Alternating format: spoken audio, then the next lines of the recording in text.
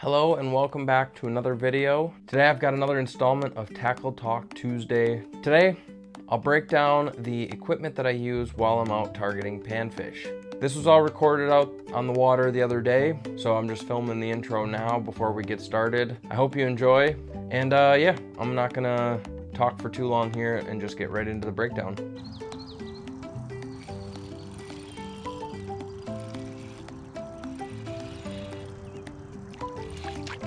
Hey, yo.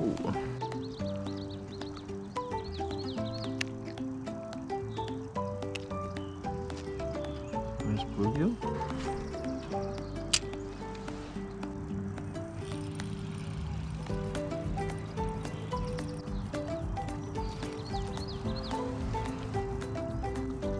I think there's fish right there.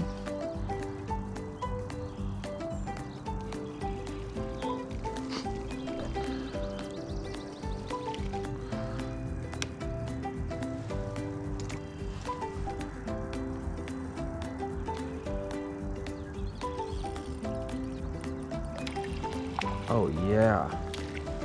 Look at this bluegill. Look at this freaking bluegill, baby. See this? Killing it. I found these lures, I don't know when, a couple of years ago, and I purchased some, and that's all I really ever throw or need for panfish, for crappies and bluegills in the summertime. And I've even thrown some bigger stuff for bass, kind of Ned rig style lures for bass. Let me show you what I'm talking about here. Instead of just talking about it, let me show you. So the company is Mule Fishing Company. Online only at the moment, I believe, at least here in Minnesota. What I'm specifically throwing today is he as in Ethan, the owner of the company. I'm throwing this here. It's called the Donkey Tail Junior Weesnaw. Is that horse in here? No, Mr. Krabs. I was just doing my imitation of Mystery. We saw. Well, keep working on it. That was terrible. And I was throwing it in the purple. He calls it the Dakota Sunrise. But I realized that I don't have my Dakota Sunrise Donkey Tail Juniors in this box. I must have taken them out for one thing or another. I'm not too worried. I'm pretty confident that any of them will catch fish right now because these things absolutely crush, as you've seen so far. They are very stretchy. But the Donkey Tail Junior specifically, it has this little paddle tail, and I have it on a little jig. He sells jigs as well on the website, mulefishing.com, I believe. But this is just a little 1/32 ounce jig that pairs well with this Donkey Tail Junior. Let me get this thing rigged up quick. There you have it, easy as that. You've got yourself Donkey Tail Junior.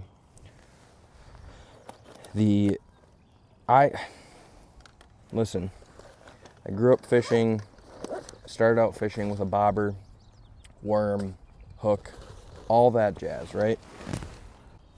Then as I got older, and by older I mean when I was like 13, I fell in love with bass fishing because my little ADHD boy self couldn't stand sitting there watching a bobber. I lost all interest in bluegill fishing because sitting there and watching a bobber was boring AF to me. When I got older and I bass fished, I also learned a little bit more about fishing in general and how aggressive bluegills can be. And I've done a lot of bluegill fishing with artificial lures, with small crankbaits. I've fly fished for them a little bit. But when I came across these, and I got some of these in my hand, it's been, I don't even know how to explain it. I don't want to say it's life-changing. That feels a little bit dramatic, but this is all I throw for panfish now in the summertime. I rarely throw a bobber with minnow or anything, and I've caught everything on these lures. I've caught big bass. This is the donkey tail junior. He's got the donkey tail, the regular size, and that one's gonna be bigger. So I've caught bass, I've caught big bluegill. A couple of years ago on Memorial Weekend, I caught a crappie that was like, I don't know, it was around 14 or 15 inches. Caught it on that. Caught it on the same setup. That's the other thing when it comes to bluegill and crappie fishing, is that we always, at least I always thought it was like using a small little rod that's got a lot of flex to it.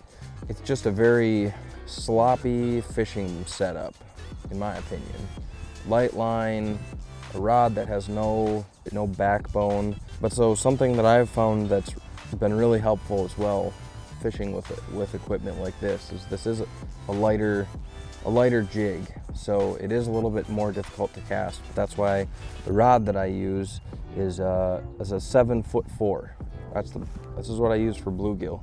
This is a Dobyns Sierra series rod, 7'4" rod, and the reason why I have that extra length on it, there's a couple of reasons. The first reason being I can get more distance on my cast. When I make a cast, I leave 3 feet of line out, and then I give it a little snap, and the cast goes far enough. You're not going to be able to bomb it way out there, but you don't necessarily need to do that. The other reason why I like the longer rod too is there is a little bit more leverage there. If you do catch a bass, like a bigger bass or something like that, there's more control over the rod.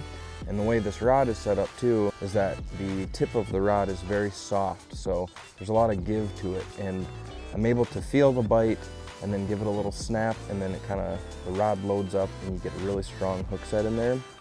The other key to this is I'm using a bigger reel arbor, like a bigger reel spool. This is just a reel from Scheels. It's made by Daiwa, but it's a Scheels Outfitters reel Pro Angler 2500. 2500 is typically a really big rod or reel for panfish, but the reason why I like it is that it eliminates line twists. You're not going to have this thing, the line, getting all jacked up while you're trying to cast. And then the third piece to all of this, as you can see, I have Hi-Vis line on it. I used to never fish with this. I'd always fish with clear line until I realized that it doesn't really matter. It doesn't seem to matter. And the reason why I like using the Hi-Vis line is because I can see part of fishing this technique and how I fish these is I cast it out there and I'm watching the line the entire time. There's some fish right here. Let me catch a fish quick. When I cast this thing out there, I'm watching the line. And what I'm doing is I'm watching. This is a light lure, so it's falling kind of slowly, and I'm just kind of twitching it along. And what I'm watching for is I'm watching for that line to move. I'm watching for the line to basically change, to tell me that there's a fish on the end of it, because sometimes you're not going to, there's no bobber, there's no indicator.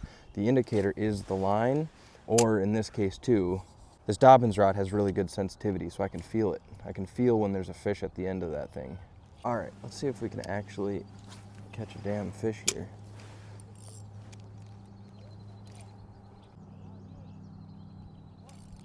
There we go. Little bass. Boom, there you go. But yeah, that's kind of what I'm fishing with, how I'm fishing right now, catching those panfish. So there you have it. That is the equipment that I use while I'm out fishing for panfish. I hope you enjoyed this video. If you have any questions, feel free to leave them in the comments down below. I'm trying to reach 100 subscribers by the end of 2025. So if you haven't subscribed yet, hit that subscribe button. I'd appreciate it quite a bit. But I do appreciate all of the love and support that I've received, all of the messages from friends and family, people that have reached out. It's been really kind. So, and yeah, that's where I'm gonna wrap it up. Remember, be grateful, be patient, be kind. You never know what someone's going through. See ya. Yeah, I woke up feeling grateful, thankful, everything that I prayed for came so. I be feeling so grateful. Got me me feeling so grateful. Yeah, I woke up feeling grateful, thankful. Everything that I prayed for came so. I be feeling so grateful, got me feeling so grateful.